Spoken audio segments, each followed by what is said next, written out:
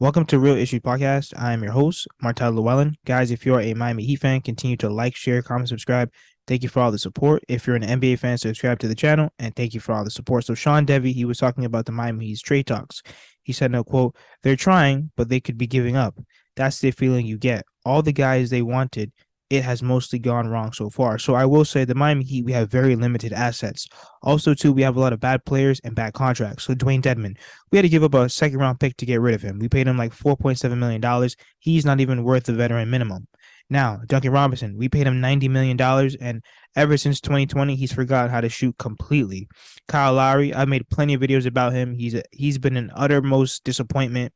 You know, he's averaging 7 points a game. He's overweight. He's out of shape.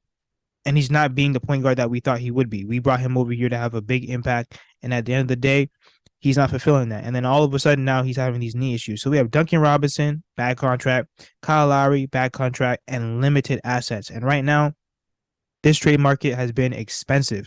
You know, every single team wants like 3 draft picks for one player. You know, players are being held at an extremely high rate. So right now, it's not even the best time to make a trade if you don't have good assets. Also, too, I don't think the Miami Heat want to get rid of Jovic. So there's a lot of moving parts in terms of why we can't make certain trades. And at the end of the day, I don't blame other teams. Why would anybody want Duncan Robinson and Kyle Lowry in the first round pick? What do you get out of that besides nothing? The only thing that you would probably get out of that is decent is a first round pick, and that's it. You know, and at the end of the day, it's a Miami Heat first round draft pick. It's not anything of like a top 10 pick or a top 5 pick, because the Miami Heat trying to make the playoffs every single year. So at the end of the day, I could see where like all these trades, it might not happen. You know, like I said, we don't really have a lot of assets compared to other teams. You know, it's going to be very hard to compete for like OG Anunoby, John Collins, and all these other guys I hear that the Miami Heat would want. It just feels like we've put ourselves in a hole. But my thing is, if we don't really make a big move, where does this Miami Heat team go from now? Because I think we should save up our assets for next season. I don't see this Miami Heat team winning the championship this year at all. You know, so at the end of the day, you kind of have to look towards the future, start building this team around Hero and Bam, and really start thinking, okay, what are we going to do with Jimmy Butler?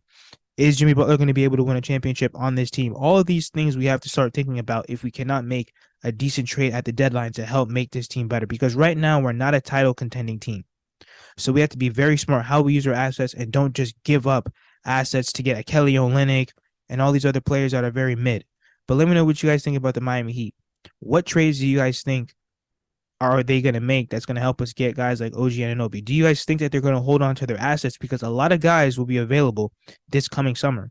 But let me know what you guys think in the comments. Like, share, comment, subscribe as we continue to push to 2,000 subscribers.